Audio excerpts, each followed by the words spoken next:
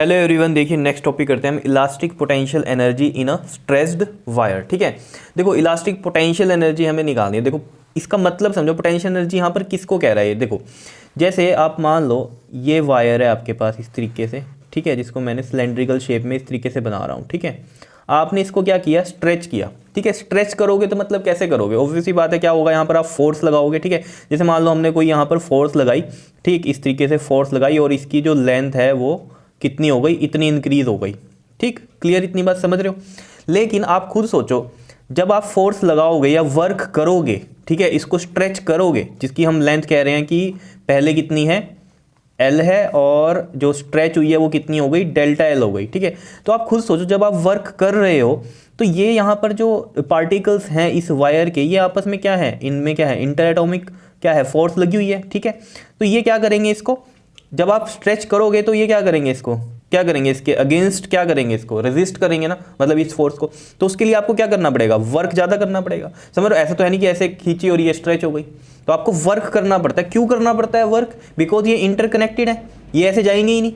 ठीक है ना, नीचे ये डिस्प्लेस कैसे होंगे, अपनी इनका डिस्टेंस जितना भी है अभी, जब आप क्या करोगे, इसे स्ट्रेच करोगे तो ये डिस्प्लेस होने चाहिए ना, जो ये पार्टिकल्स हैं इसके वायर के, लेकिन ये नहीं होना चाहिए। तो उसके लिए क्या करना पड़ेगा, आपको वर्क करना पड़ रहा है, फोर्स लगानी पड़ रही है, इसीलिए तो क्या होगा, ये स्ट्रेच होगी। ठीक है, तो वर्क क्यों लगाना पड़ता है, क्योंकि इन ये जो आपके पास जो यहाँ पर ये जो वायर है, इसमें क्या हो रहा है, जो यहाँ पर जो रीस्टोरिंग फोर्स जो लग रही है इनके बीच में, ठीक है ना, रीस्टोरिंग फोर्स कौन सी है, आप इधर खींच रहे हो, इसमें अपोजिट एक फोर्स लगेगी। क्लियर है, ये चीज़ आपको पता ही है। ठीक है, तो ये जो पार्टिकल्स के बीच में जो रीस्टोरिंग फोर्स लग रही है, ठीक है, इसके अगेंस्ट आपको वर्क करना पड़ेगा। इधर फोर्स लग रही है, आप और वर्क करोगे, और फोर्स लगाओगे, तब ये स्ट्रेच होगी। क्लियर है, तो ये जो वर्क आप कर रहे हो ना, इसे स्ट्रेच करने के लिए, ये वर्क ही स्टोर हो जाता है किसमें, पोटेंशियल एनर्जी में। जैसे इसका एग्जाम्पल हम कैसे समझें, इसको ढंग से अगर आपको समझें तो स्प्रिंग का एग्जाम्पल हो। देखो स्प्रिंग में आपको पता है, इस तरीके से हमने ये स्प्रिंग बनाया। ठीक है, इसको मैं ऐसे भी लटका सकता था, जैसे यहाँ पर ये वायर को लटकाया है। ठीक है, इस तरीके से, इसको दोनों तरीके से आप समझ लो। ठीक है, तो हमने यहाँ फोर्स लगाई तो ये ऑब्वियसली बात है, ये इंक्रीज हो गया इतना। ठीक है, जैसे यहाँ से समझो कि जैसे हमने इसको क्या किया, फोर्स लगाई, तो फोर्स लगाने से क्या हुआ, इसकी जो है लेंथ इतनी इंक्रीज हो गई, इतनी। ठीक है, इसको मान लो आप डेल्टा एल इंक्रीज हो गई, पहले लेंथ कितनी थी, एल थी। तो आप खुद सोचो, आपने वर्क किया तो ये इधर आया, लेकिन जब आप अभी इसको क्या करोगे, फोर्स छोड़ दोगे, जो डिफॉर्मिंग फोर्स हम बोलते हैं, जो अप्लाइड फोर्स है, उसे हटा लोगे, तो ये दोबारा से अपनी जगह पे आएगा। ये किस तरीके से आएगा, वर्क कर रहे हो आप, लेकिन इसमें क्या हो गई, एक पोटेंशियल एनर्जी यहाँ पर क्या हो गई, स्टोर हो गई। पोटेंशियल एनर्जी स्टोर हुई, तभी तो क्या हुआ, जब आप फोर्स हटाओगे तो ये अगेन अपनी जगह पे चल जाएगा। एनर्जी है तभी तो अपनी जगह पे गया। पोटेंशियल एनर्जी यहाँ क्या है, मैक्सिमम है, और जब ये इधर आएगा, वापस अपनी जगह पे आएगा, तो पोटेंशियल एनर्जी कम होती जाएगी और काइनेटिक एनर्जी इधर बढ़ती जाएगी, क्योंकि मूविंग पार्ट में क्या हो जाता है, काइनेटिक एनर्जी बढ़ती है। जैसे रोलर कोस्टर का एग्जांपल समझो, जैसे यहाँ पर हो अभी आप, ठीक है, और इतनी हाइट पे आप पहुँच गए, यहाँ पर इस पोजीशन पे पहुँच गए। ठीक है, तो यहाँ पर क्या होगा, पोटेंशियल एनर्जी मैक्सिमम है, और यहाँ आना है आपको। ठीक है ना, जैसे आप एक रोलर कोस्टर में हो, ये गए यहाँ पर, तो यहाँ पोटेंशियल एनर्जी मैक्सिमम है। जब आप नीचे आओगे इधर, तो ये क्या होगा, यहाँ पर मान लो रुक गए आप। ठीक है, तो यहाँ पोटेंशियल एनर्जी मैक्सिमम। अब जब आप यहाँ से ऐसे नीचे आओगे तो क्या हो रहा है, काइनेटिक एनर्जी बढ़ रही है, और पोटेंशियल एनर्जी क्या होती है, कम हो रही है। और क्या हो रहा है, यहाँ पर जहाँ पर मैक्सिमम स्पीड आ जाएगी, वहाँ पर काइनेटिक एनर्जी क्या हो जाएगी, मैक्सिमम। समझ रहे हो ना, मूविंग पार्ट में बोलते हैं, और पोटेंशियल एनर्जी क्या होती है, बहुत ही मिनिमम हो जाएगी। क्लियर है, इतनी बात इस तरीके से आप समझ सकते हो। तो पोटेंशियल एनर्जी को समझो, वर्क किया तभी तो पोटेंशियल एनर्जी आई, क्योंकि आपने इसको क्या किया, लेंथ बढ़ा दी, लेंथ बढ़ा दी, अब क्या होगा, ये दोबारा से अपनी जगह पे आएगा। तो वो किसकी वजह से आया, क्योंकि यहाँ आपने वर्क किया, उसकी वजह से यहाँ पोटेंशियल एनर्जी स्टोर हो गई। समझ रहे हो, तो वो जो पोटेंशियल एनर्जी है उसी की वजह से क्या होगा, ये पीछे आएगा। जैसे ही आप यहाँ से डिफॉर्मिंग फोर्स हटाओगे, पोटेंशियल एनर्जी तो आई गई है उसमें, तो ये वापस आएगा। तो वही चीज़ यहाँ हो रही है कि यहाँ पर क्या हो रहा है कि जैसे ही आपने इसको स्ट्रेच किया, समझ रहे हो, तो स्ट्रेच करने पे क्या हुआ, इस पार्ट पे वर्क किया आपने, ऐसे वर्क किया, फोर्स लगाई तो वर्क किया, तो ये क्या हुआ, यहाँ पर पोटेंशियल एनर्जी आ गई, क्योंकि अब आप हटाओगे डिफॉर्मिंग फोर्स तो ये दोबारा से अपनी जगह पे जाएगी। समझ रहे हो, इसलिए इसको क्या बोला हमने, इलास्टिक पोटेंशियल एनर्जी। जैसे स्प्रिंग के केस में होता था, अगर आप रिमाइंड करो अपने माइंड में, जो हमने वर्क एनर्जी पावर वाला जो चैप्टर था उसमें किया था हमने स्प्रिंग के लिए। ठीक है, तो वही कहानी, उसी तरीके से आप इसको समझ सकते हो कि पोटेंशियल एनर्जी है क्या, कि जो वर्क कर रहे हैं वही, उसी की वजह से क्या हो रहा है, पोटेंशियल एनर्जी आ रही है। और वर्क भी क्या है, एक एनर्जी है। वर्क के जो SI यूनिट है वो क्या है, जूल है, और एनर्जी के भी क्या है, जूल है। तो ये चीज़ आप समझ सकते हो, ठीक है। तो यही लिख रखा है कि when a wire is stretched work is done against the internal restoring force acting between the particles of the wire. क्योंकि आप जब स्ट्रेच कर रहे हो तो किसके अगेंस्ट वर्क कर रहे हो, जो यहाँ पर इंटरनल रिस्टोरिंग फोर्स एक्ट हो रही है बिटवीन दीज पार्टिकल्स, क्योंकि इन्हीं में तो हमने क्या करना है, इनको ही तो डिस्प्लेस करना है, तभी तो ये स्ट्रेच होगी। समझ रहे हो, जैसे मान लो यहाँ पर इन दो पार्टिकल का डिस्टेंस ये है, अब इस स्ट्रेचिंग जब करी तो इस पार्टिकल का डिस्टेंस क्या आ गया, यहाँ आ गया, मतलब इनकी दूरी इतनी हो गई। इस चीज़ को समझना है आपने, ठीक है। तो ये क्या है, इनमें तो फोर्सेस लग रही हैं, तो इनके अगेंस्ट ही तो आपने वर्क किया, और उसी वर्क को हम क्या कह रहे हैं कि ये किस में स्टोर हो जाता है, एज अ पोटेंशियल एनर्जी। तो यही चीज़ लिख रखी है कि the work done in stretching the wire is stored in it as its elastic potential energy. Clear है। तो एक्सप्रेशन जब हम कर रहे हैं तो इसमें हम वर्क ही निकालेंगे, वर्क ही क्या है हमारा, इलास्टिक पोटेंशियल एनर्जी है, ठीक है, क्योंकि वर्क ही एनर्जी है, तो एनर्जी किस फॉर्म में यहाँ पोटेंशियल एनर्जी है, ठीक है। तो हमने क्या किया यहाँ पर, कंसीडर की एक वायर जिसकी लेंथ कितनी है, L है, और एरिया ऑफ क्रॉस सेक्शन कितना है इसका, एरिया ऑफ क्रॉस सेक्शन ये वाला पार्ट, ठीक है, ये A है। देखो एक चीज़ ध्यान में रखना, यहाँ तो हम सिंपल ऐसे बना रहे हैं, लेकिन आपको पता है जब आप स्ट्रेचिंग करते हो ना, तो यहाँ पर जितनी ये मान लो ये डायामीटर है इसकी, ठीक है, तो ये डायामीटर कम हो जाती है, मतलब वायर पतली होती जाएगी, जितना खींचोगे मोटी वायर क्या होगी, पतली होती जाएगी। ये चीज़ अभी पॉइजन रेशियो में हम पढ़ाएंगे कि क्या होगा, ठीक है। अभी के लिए सिंपल समझो कि जो वर्क डन हुआ in stretching the wire is stored in it as its elastic potential energy. Clear है।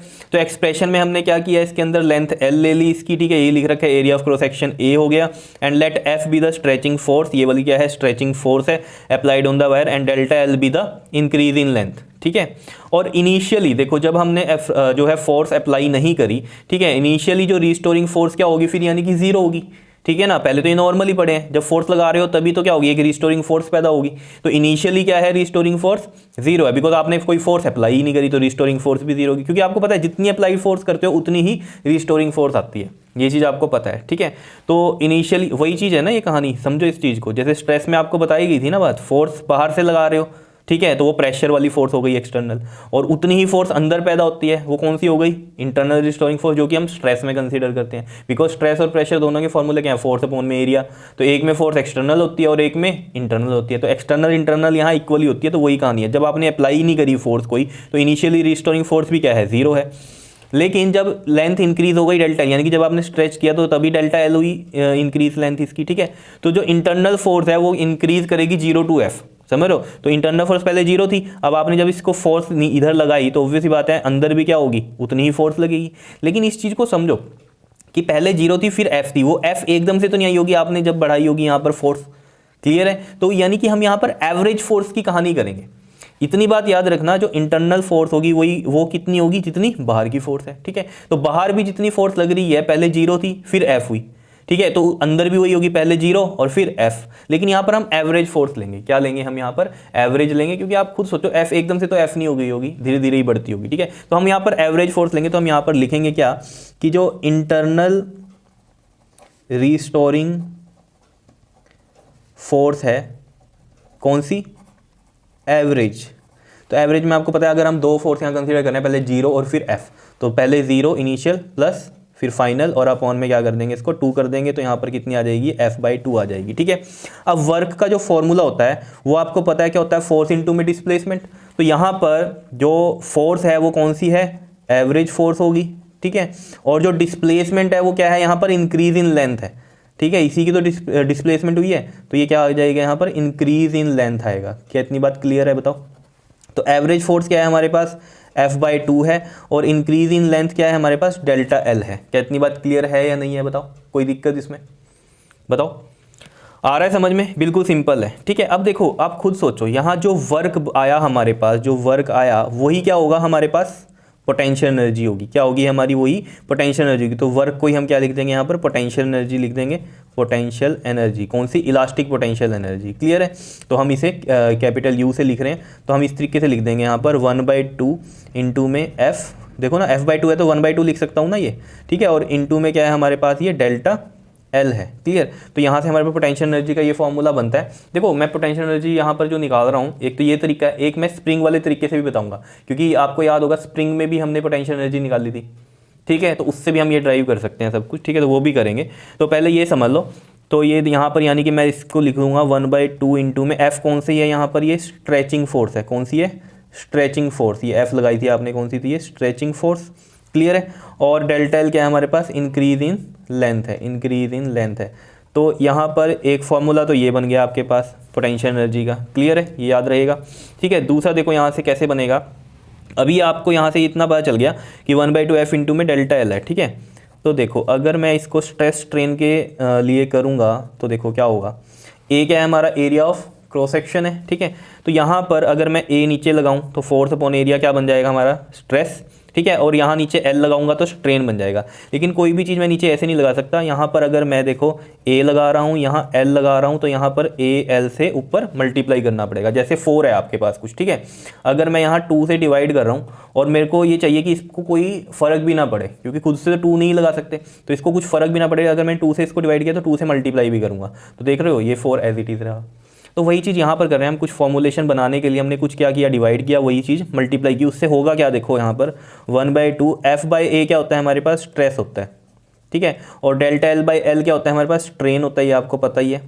और AL याद रखना, यहाँ पर क्या होगा, वॉल्यूम होगा। देखो एरिया में देखो, अगर वॉल्यूम आप देखो तो क्या होता है, लेंथ इंटू ब्रेथ इंटू में हाइट, और इसमें लेंथ के भी यूनिट मीटर, ब्रेथ के भी और हाइट के भी मीटर। ठीक है, तो यहाँ पर अगर ए हमने लिया तो वो ए बी इंटू एच भी, ब्रेथ इंटू हाइट भी एरिया हो सकता है, क्योंकि अगर आपको याद हो जैसे ऐसे बनाते थे हम कुछ, ठीक है, इस तरीके से।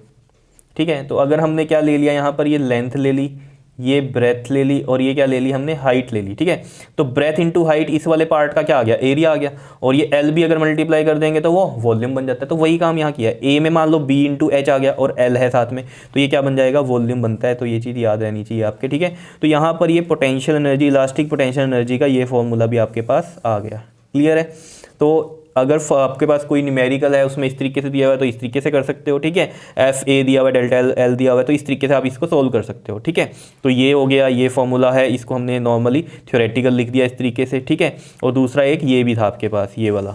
ठीक है, कि अगर इस तरीके से आपको न्यूमेरिकल में कुछ दिया है तो इस तरीके से भी आप कर सकते हो। बताओ कोई दिक्कत इसमें, बिल्कुल ईजी है। ठीक है, और जो इसके यूनिट होते हैं, ठीक है, यू के यानी कि पोटेंशियल एनर्जी के, तो वो क्या होते हैं आपके पास, जाउल होते हैं। ठीक है, तो मैं यहाँ लिख दूँ अगर SI यूनिट क्या होंगे इसके, of elastic potential energy, because work के क्या होते हैं, जाउल होते हैं, और तो यहाँ पर क्या है, एनर्जी है, एनर्जी भी के भी जाउल होते हैं, तो पोटेंशियल एनर्जी है तो इसके भी क्या होंगे, जाउल ही होंगे। तो SI unit of the elastic potential energy is क्या होते हैं, वो जाउल होते हैं, याद रखना। ठीक है, जे से हम इसको लिखते हैं, क्लियर है इतनी बात। अब देखो ये चीज़ हो गई क्लियर, पोटेंशियल एनर्जी क्या है हमारा, जो वर्क आया वही हमारी क्या हो गई, पोटेंशियल एनर्जी बन गई। ठीक है, अब देखो एक आता है आपके पास एनर्जी डेंसिटी, क्या आता है, एनर्जी डेंसिटी, और यहाँ पर इलास्टिक पोटेंशियल एनर्जी थी तो ये इलास्टिक एनर्जी डेंसिटी है। क्या होता है ये, it is defined as the elastic potential energy per unit volume, इसको मैं स्मॉल यू से लिखता हूँ। ठीक है, और इलास्टिक पोटेंशियल एनर्जी हमने कैपिटल यू से लिखी, और ये क्या है हमारे पास, वॉल्यूम है, तो ये वी से लिख दिया हमने, क्लियर है। तो आप यहाँ पर देखो, अगर हम देखें कि जो पोटेंशियल एनर्जी का जो फॉर्मूला था हमारे पास वो कितना आया, क्या आया था, 1/2 इंटू में स्ट्रेस इंटू में स्ट्रेन, यही था। ठीक है, और साथ में क्या था हमारे पास, वॉल्यूम था। ठीक है, और अपॉन में इसमें भी क्या आ रहा है, वॉल्यूम आ रहा है, मैं यहाँ लिख भी दूँ, इलास्टिक पोटेंशियल एनर्जी अपॉन में क्या है, वॉल्यूम है। ठीक है, एनर्जी डेंसिटी, तो वॉल्यूम से ये वॉल्यूम कट गया, क्या बचा यहाँ पर, 1/2 इंटू में स्ट्रेस इंटू में स्ट्रेन। एक तो ये फॉर्मूला बन गया यहाँ से आपके पास एनर्जी डेंसिटी का। दूसरा क्या बन सकता है यहाँ पर, देखो 1/2 इंटू में स्ट्रेस को अगर हम एज इट इज़ लिखा रहने दें, यहाँ स्ट्रेस को नहीं स्ट्रेन को लिखा रहने देंगे, स्ट्रेस के हम देखो बनाते हैं यहाँ पर। देखो स्ट्रेस क्या होता है आपके पास, अगर हम देखें यंग मॉडुलस वाले फॉर्मूले से, यंग मॉडुलस क्या होता है आपके पास, लॉन्गिट्यूडिनल स्ट्रेस अपॉन में लॉन्गिट्यूडिनल स्ट्रेन होता है। ठीक है, तो यानी कि स्ट्रेस अपॉन में स्ट्रेन होता है। ठीक है, तो यहाँ से अगर हम देखें स्ट्रेस का जो फॉर्मूला बनेगा वो क्या बनेगा, यंग मॉडुलस इंटू में स्ट्रेन बनेगा।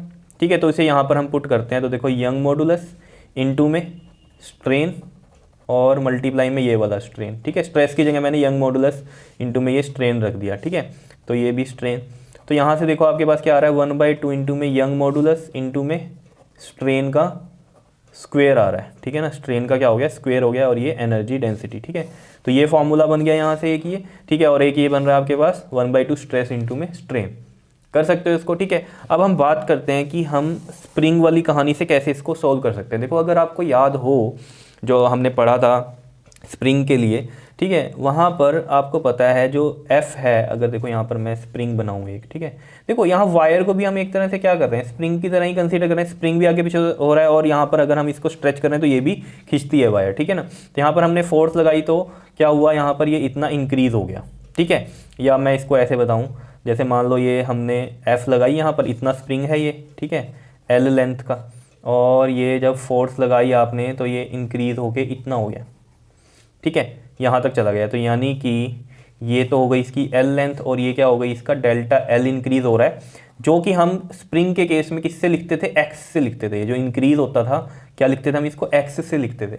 यहाँ पर x इक्वल टू 0 होता था और यहाँ x, यहाँ पोटेंशियल एनर्जी क्या होती थी, हम मैक्सिमम बोलते थे, ठीक है ना। और फिर जब हम उसको छोड़ेंगे तो ऑब्वियसली बात है यहाँ पोटेंशियल एनर्जी है तो ये क्या होगा, दोबारा से अपनी जगह पे आएगा। क्यों, बिकॉज यहाँ रीस्टोरिंग फोर्स एक्ट करती है, तो जैसे ये फोर्स जाएगी, ठीक है, तो यहाँ पर क्या होगा, ये दोबारा से अपनी जगह पे आएगा, ठीक है। तो आपको याद हो तो वहाँ हम लिखते थे F is direct proportional to S और स्प्रिंग कांस्टेंट लिख देते थे डायरेक्ट प्रोपोर्शनल का साइन हटा के इस तरीके से F इक्वल टू में kx, ठीक है। अब यहाँ पर भी आप एक चीज़ पे ध्यान दो, देखो जो हमने यहाँ पर पढ़ा है यंग मॉडुलस जो फॉर्मूला होता है स्ट्रेस अपॉन में स्ट्रेन वाला, ठीक है, तो वहाँ से क्या आता है हमारे पास F/A आता है और यहाँ पर क्या आता है हमारे पास L/L डेल्टा L, ये बनता है हमारा, अगर याद हो आपको, ठीक है। तो यहाँ से हम देखो डेल्टा L को x लिखें अगर, तो y इक्वल टू में F/A L और इसको क्या लिखें हम, x लिखें डेल्टा L को, बिकॉज इंक्रीज इन लेंथ को हम x लिख रहे थे यहाँ पर स्प्रिंग में, ठीक है, और वायर में हम डेल्टा L लिखते हैं, ठीक है। तो उस तरीके से मैंने इसको डेल्टा L को x में चेंज कर दिया, क्लियर है इतनी बात। अब देखो यहाँ से कहानी क्या है, अब यहाँ से आप f निकाल दो जरा, f अगर आप निकालते हो यहाँ से इस वाले से, तो f अगर निकाल रहे हो तो ये y आ गया और यहाँ इधर a आ गया और ये l नीचे आएगा और साथ में x आएगा, ठीक है। तो इससे आप कंपैरिजन करो इसके साथ, ठीक है। तो यहाँ से क्या आ रहा है, देखो F इज इक्वल टू में YA/L और x, तो यहाँ से अगर इसके साथ कंपैरिजन करो तो यहाँ पर ये जो K है ये इससे रिलेट हो रहा है, तो ये YA/L हो रहा है। बताओ कोई दिक्कत इसमें, समझ में आ रही है इतनी बात, क्लियर है, ठीक है।